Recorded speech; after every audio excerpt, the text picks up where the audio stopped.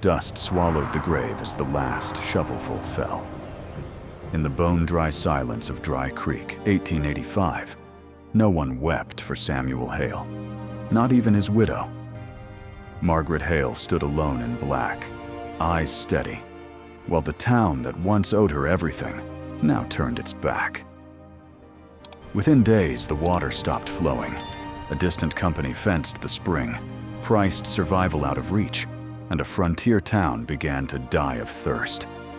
Margaret, the quiet woman who had once saved them all with a promise no one remembered, saddled an old wagon and rode into the desert alone. What happened next began with a broken axle, a stranger's hands, and a single act of kindness that no one saw coming. This story ends in a way that has left millions speechless and in tears. Stay until the final minute. You'll never forget it. If you're ready for a tale of courage, forgotten promises, and redemption on the edge of survival, hit subscribe, drop a comment telling me where you're watching from, and let's ride into the dust together. The wind scraped across the graveyard like a rusty blade, kicking up red dust that stung the eyes of the handful of folks gathered around the fresh dug hole. Dry Creek, Arizona Territory, 1885. Another grave, another man lowered into the ground without ceremony. Samuel Hale's casket hit bottom with a dull thud, and the preacher muttered a few words that scattered on the hot air before they reached anyone's ears. No tears fell. Not from the men in sweat-stained hats, not from the women clutching shawls against the grit, and certainly not from the widow standing rigid at the edge. Margaret Hale kept her gaze fixed on the raw earth swallowing her husband, black dress snapping in the breeze, face carved from the same stone as the distant mountains. To the town, she was just the wife left behind, quiet and unremarkable now that Samuel was gone. They had already forgotten how his name had once carried weight, how he'd signed papers, shaken hands, taken credit for decisions that kept Dry Creek breathing. What they never knew or bothered to recall was that Margaret had been the one mapping routes in lamplight, weighing risks, remembering every promise while Samuel slept. 3 days later, the water stopped. It didn't vanish in some biblical drought. It was cut off clean, like a vein severed with a sharp knife. Eastern Waters Company, suits from back east with ink-stained fingers, had bought the spring up in the hills, strung barbed wire across the canyon, and posted armed guards in new boots. Pay the fee or stay thirsty. Simple as that. Wells in town ran dry by noon. The creek shrank to cracked mud where kids once skipped stones. Cattle bawled in the corrals, ribs showing faster than pride allowed. Henry Clayton, the temporary mayor with a badge pinned crooked on his vest, called it progress. Legal rights, he told the crowd squeezed into the saloon, voice oily with reassurance. We'll negotiate better terms. But Margaret heard the lie underneath, the same way she'd once heard rattlesnakes in tall grass. Those new papers weren't just about water. They were erasing something older, something sealed not with wax and ribbon, but with shared survival. 15 years back, in 1870, the worst dry spell this territory had ever seen. Crops withered, stock died standing up, and children's lips cracked and bled. Samuel had stood in this same saloon and announced a deal. Safe passage for Apache hunters in exchange for access to hidden springs on their land. The town cheered him that night, slapped his back, and toasted his cunning. Yet it was Margaret, who had ridden out alone under a truce flag, sat across a fire from old Keona, learned the knots that bound word to honor. She'd tied the rawhide herself, slow and deliberate, while Samuel waited miles away to claim victory. Now the company's fence mocked that knot, cut the flow, priced life itself beyond reach.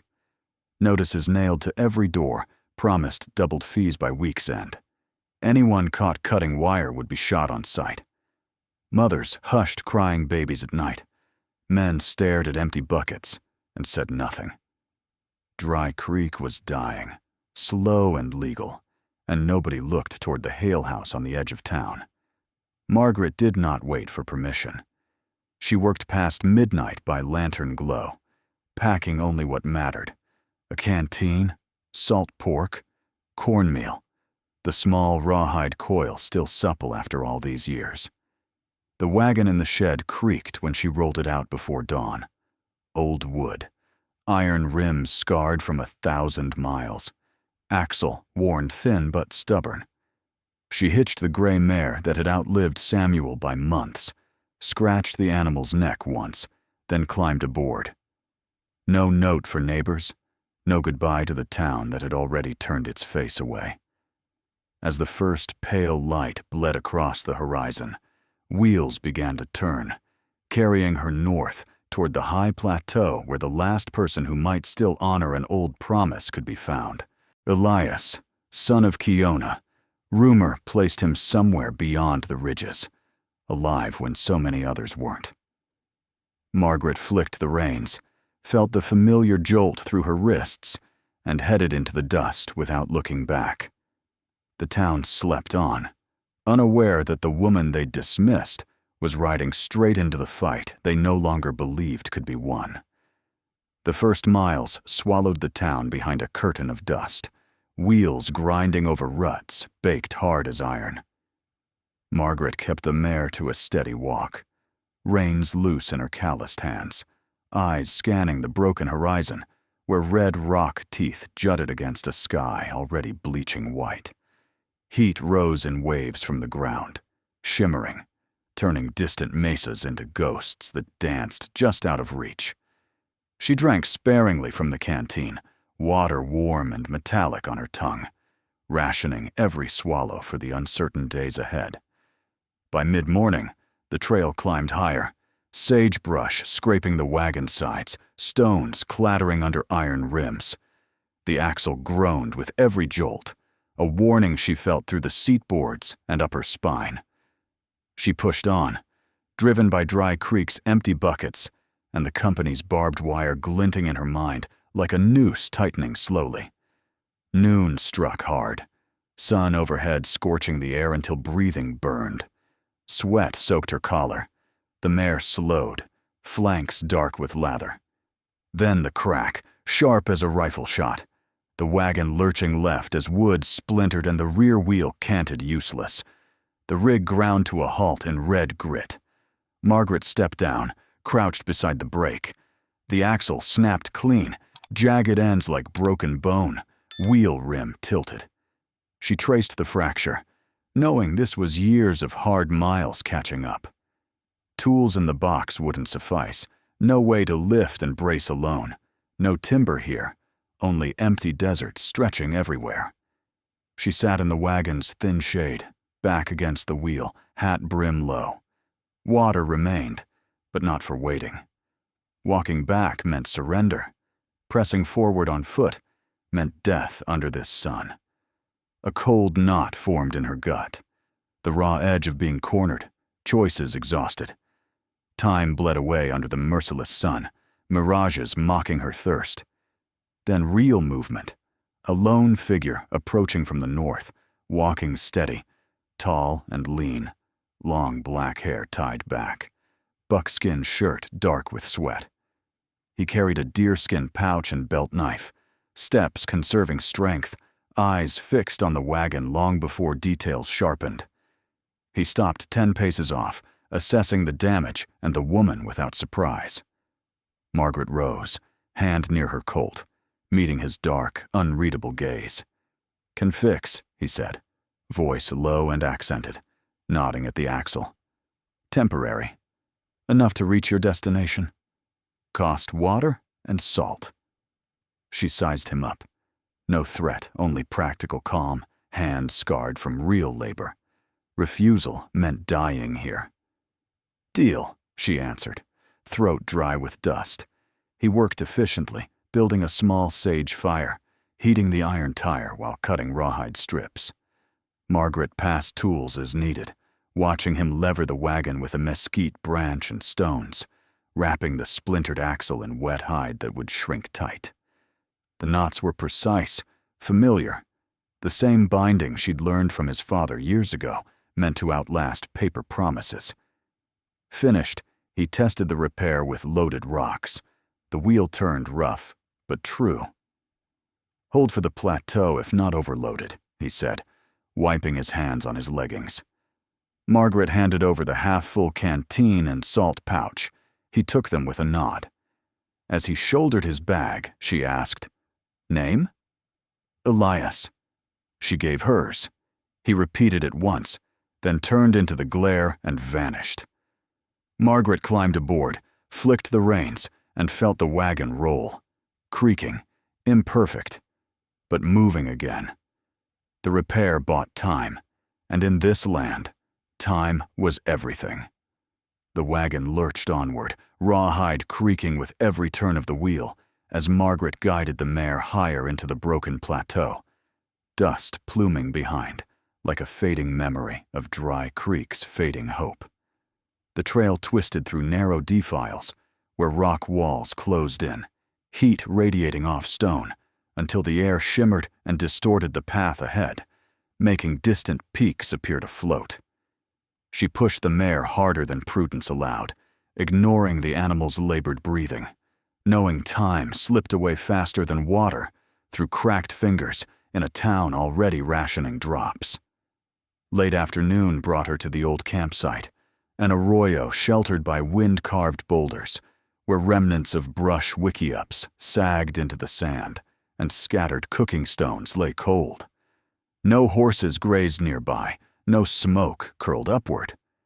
Margaret tethered the mare and searched on foot, calling Elias's name into the empty spaces, voice swallowed by the vastness. She overturned blankets stiffened with dew long gone, dug through ash piles revealing charred edges of hide maps deliberately burned. A fresh grave mound, unmarked but recent, confirmed the worst. The last guardian of the promise had died alone in winter, taking secrets to protect them from falling into the wrong hands. She lingered there as shadows stretched long, wind whipping her skirt against scarred boots, defeat settling heavy like lead shot in her chest, while vultures circled overhead. The company's fence had won without contest. Dry Creek would buckle or break. Turning the wagon required wrestling it around on uneven ground, the repaired axle groaning ominously louder now, demanding a cautious pace on the long, jolting descent as night gathered in the canyons. Meanwhile, farther south, blame found a convenient target. A sabotaged valve at the fenced spring, water gushing freely into sand before guards stemmed the flow, ignited fury perfectly aimed away from eastern suits. Reward posters appeared overnight on every post and door. Elias's features sketched crudely but damningly, offering silver for capture that most preferred dead. Men who'd grumbled about fees now saddled up eager, forming posses with rifles freshly cleaned and dogs baying at imagined trails. Elias ran the high ridges he knew intimately, leaving false signs and backtracking through impenetrable thorny draws, evading close calls until exhaustion and numbers closed the gap. A night ambush flared suddenly from shadowed rocks, muzzle flashes lighting the dark, a bullet tearing through his shoulder before he melted into cover. Pain seared like a branding iron. Blood soaked his buckskin shirt, weakening him as he looped wide through arroyos to lose the hunters. Options dwindled to one desperate play. Circle back to Dry Creek itself, slipping into the place searchers would overlook in their outward sweep. Under the cover of moonless dark, he reached the abandoned watershed on the town's edge, boards weathered gray, door hanging loose, and forced entry to collapse inside among rusted tanks, empty barrels, and the faint metallic smell of long-dried moisture. Margaret, unable to sleep since her fruitless return, had made nightly checks of the shed part of her routine, coaxing whatever trickle remained from hidden pipes for her own dwindling stores. Lantern shielded low, she approached the unnatural scrape inside, revolver drawn steady until light revealed him slumped against the wall, face ashen beneath trail dust and fresh blood. She holstered the weapon, knelt without hesitation, and assessed the damage coolly. Through and through, messy but survivable if infection doesn't take hold, she said, building a small, smokeless fire while cutting cloth strips. He watched warily at first, then submitted as she cleaned the wound with boiled water and pressed whiskey-soaked packing deep. "Hold pressure here," she instructed, guiding his good hand while binding tight with practiced knots. Recognition struck them simultaneously in the lantern's unsteady glow. "The woman from the broken axle," he rasped, voice rough with pain. "And Kiona's son, the one I rode to find," she replied evenly. Too late for the elder, but not for this. His eyes cleared somewhat. "You were the one at our council fire long ago, the woman who learned our knots and bound the promise my father honored to his death. In that forgotten shed, with thirst strangling the town beyond the walls and pauses still combing distant hills, strands of a buried agreement pulled taut once more. Wounded, improbable, but alive. Tales like this, of defiance forged in desperation and old debts remembered, don't surface often. If it's holding your attention this far into the night, hit subscribe. The frontier's hidden chapters deserve witnesses. They traded sparse words through remaining hours, surviving kin who might speak truth, town elders nursing guilty silence about water once shared freely. Dawn's first gray threatened, but crude plans emerged in urgent whispers, transforming isolated struggles into allied resistance. As dawn broke, pale over the rooftops, Margaret slipped from the shed, leaving Elias to heal in shadows, while she faced the town's growing desperation alone, their whispered alliance now the only thread holding against the tightening noose of thirst and fear that threatened to strangle Dry Creek entirely before the first, hard freeze. The weeks that followed were a slow, grinding siege. Eastern Waters Company raised fees once more without mercy, their guards at the barbed fence growing bolder, turning back pleading families with rifle barrels and curt orders that rang out sharp across the valley. Livestock died off rapidly, steers staggering before dropping in dusty corrals, tongues lolling black and swollen, while vultures descended fearless to pick at carcasses and ranchers salvaged hides with grim efficiency. Children succumbed to sickness from contaminated scraps, dug from dry holes, high fevers, and dehydration, claiming the weakest as parents boiled every precious drop and watched helplessly. Henry Clayton toured the streets relentlessly, the Eastern agent at his side brandishing leather-bound contracts and painting visions of reliability, guaranteed flow for those who signed long-term employment opportunities at new pumping stations. The march of progress finally conquering the untamed territory. Assemblies grew crowded and subdued, hunger dulling defiance. Signatures accumulated steadily, men justifying the capitulation as necessary for family survival, the saloon resounding with reluctant pledges over glasses of cheap rye. Hostility toward Margaret sharpened to a cutting edge. Women who had once shared recipes now avoided her gaze at the general store, murmuring that the widow's obstinacy invited curse upon the water. Men formerly respectful to Samuel spitting near her path and blaming her attachment to outdated claims for the town's suffering. She navigated the gauntlet daily with head high, gleaning fragments of useful information, names of aging residents whose recollections of 1870 aid might surface under pressure, reports of posse activities tightening the search net around the plateau. Nocturnal rendezvous remained perilous, but essential. Margaret approached the shed under star cover, discovering Elias regaining strength, yet constantly vigilant. The wound dressed each visit. They conferred in hushed tones over lantern-shielded sketches. Remus Tate personally led the party that accepted Apache supplies. Confront him openly, and the facade cracks, she pointed out, indicating key spots. Widow Crane lost a child without that help. Doc Harlan treated the sick with water carried from their springs. Elias contributed updates from covert runners. Confirmation arrived. The band still acknowledges the bond. Hidden springs stay accessible if the town upholds its end. Their scheme centered on the imminent town meeting. The rawhide coil secured. Revelation timed to derail Clayton's triumphant close. An early cold snap arrived viciously one night, rhyming barren troughs with ice and biting through thin clothing.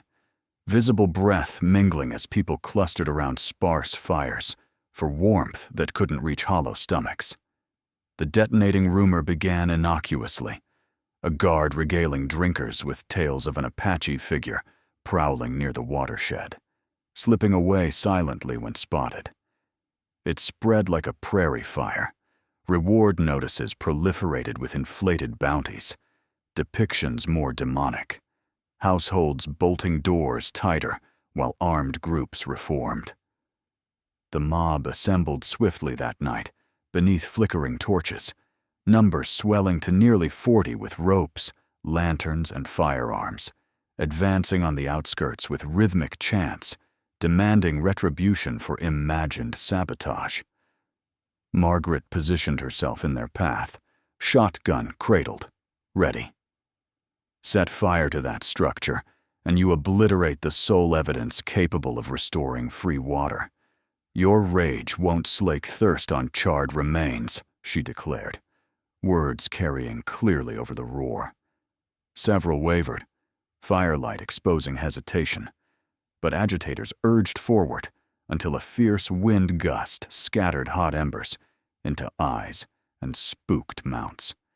The throng broke apart in chaos and profanity, retreating with threats of greater force come morning.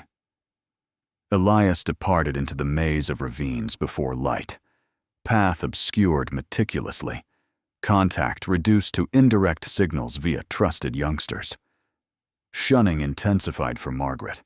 No commerce accepted, church services pointedly ignoring her arrival, even animals sensing tension and barking at her approach. Clayton's success looked inevitable, stacks of executed contracts mounting, community acquiescence palpable. The tenuous coalition ruptured, defiance reduced to embers as the critical meeting neared, with balance tilted heavily toward defeat. All appeared irrevocably lost, the ancient obligation consigned to oblivion, profound as unmarked frontier burials, Dry Creek on the verge of permanent subjugation under distant corporate control, while Margaret endured utter solitude against overwhelming odds. The day of reckoning dawned bitterly cold, frost rimming the boardwalks and breath clouding thick as folks shuffled into the makeshift town hall. The old adobe church with its bell cracked and silent, shoulders hunched against wind that carried no promise of relief, while the weight of impending surrender pressed heavier than any winter storm. Henry Clayton stood at the front beside the Eastern Waters agent in a tailored coat, too fine for dust, unfurling thick contracts like battle flags as the room filled with the scrape of boots and muffled coughs from lungs parched dry. The agent spoke first, voice smooth and practiced, detailing guaranteed delivery through iron pipes, jobs for local men at the pumping stations, the inevitable tide of civilization that demanded compliance for prosperity. Clayton nodded along, badge gleaming under lantern light, urging signatures with assurances that resistance only prolonged suffering. Children's health, livestock survival, the town's very future hanging on swift acceptance. Hands rose, tentative, then firm, pens scratching paper in a rhythm that echoed defeat, the stack of bound agreements growing like a monument to capitulation. Margaret entered last, unnoticed at first amid the murmur, rawhide coil clutched beneath her shawl as she took a seat near the rear, eyes scanning faces she had known for decades, now averted or hardened with blame. When Clayton called for final objections before sealing the deal, silence fell thick until she rose steady, voice cutting clear through the chill air. Before you chain this town to Eastern ink, look at what we once swore to honor, and what kept us alive when no law or company cared. She stepped forward, uncoiling the hide on the rough-hewn table, knots raised like scars under the lanterns, while puzzled stares turned to recognition in a few older eyes. Each twist here marks a life spared in 70. Water shared freely when drought took everything else. Passage granted without fee or fence. The agent scoffed loudly, labeling it savage superstition unfit for modern courts. But Margaret pressed on, unrelenting. Remus Tate, you hauled those skins yourself. Widow Crane, your boy lived because of springs we accessed under this bond. Doubt rippled outward, whispers swelling as memories surfaced unbidden. Barrels rolled in under moonless skies, Apache riders guiding hidden trails, thirst quenched when wells failed completely. Clayton banged the table for order, face reddening, threatening arrest for disrupting lawful proceedings, yet voices rose defiant now from unexpected corners. She's right. I signed nothing back then but drank deep, muttered one graybeard, while another demanded proof the company could match such mercy in hard times. Tension coiled tight as a lariat ready to snap, the room dividing audibly between those clinging to new security and others stirred by buried gratitude, Clayton's authority fraying at the edges. Then the rear door creaked open slowly, Elias stepping through the shadows, despite his bandaged shoulder, presence hitting like thunder in a confined space, while gasps erupted and hands reached instinctively for sidearms.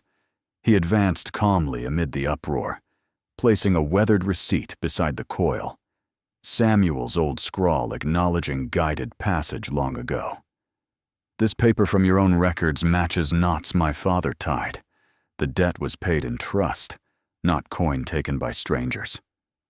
Clayton lunged for the documents, snarling forgery, but townsfolk pressed closer, examining dates and signatures that aligned too perfectly with suppressed truths. The agent's bluster faltered as elders corroborated piecemeal. Roots used, lives owed, the unspoken pact that had bridged divides when survival demanded it. Outrage shifted gradually but inexorably from imagined saboteur to suited interlopers, voices demanding fence removal and flow restored under old terms. Clayton retreated, sputtering threats of legal reprisal, yet the crowd's momentum carried the day. Guards at the spring received orders by Ryder to stand down, wire cut before sunset, in sections enough for communal access. Victory proved partial, barbed remnants standing as a reminder. Some families packing wagons for greener territories, convinced that change came too late. Margaret claimed no throne, returning quietly to her edge-of-town home as keeper of uncomfortable recollections, the community preferred softened by time. Elias vanished with first light, tracks leading north into vast emptiness, wound healing slow, but the revived obligation carried forward intact. In the aftermath, Dry Creek endured, not thriving, yet breathing free through another brutal season, sustained less by grand decrees than by nameless resolve to honor what worked when everything else failed. The rawhide coil rested hidden once more, knots enduring silent testimony that some promises, forged in desperation and kept against odds, outlast paper empires and shifting winds alike. Dust still rises on forgotten trails, but some promises, tied in rawhide and kept through silence, outlast fences, contracts, and fear. Margaret Hale never sought glory. She simply refused to let Dry Creek die quietly. One stranger's quiet help, one wound shared in the dark, and an old knot remembered turned the tide just enough to keep a town breathing. What about you? Would you have trusted a hunted man with your last hope, or stood alone when everyone turned away? Tell me your thoughts in the comments. I truly want to know what this story stirred in you. Thanks for staying until the last word. Until the next ride through the dust and shadows of the frontier, keep questioning what's worth fighting for. See you soon on the next trail.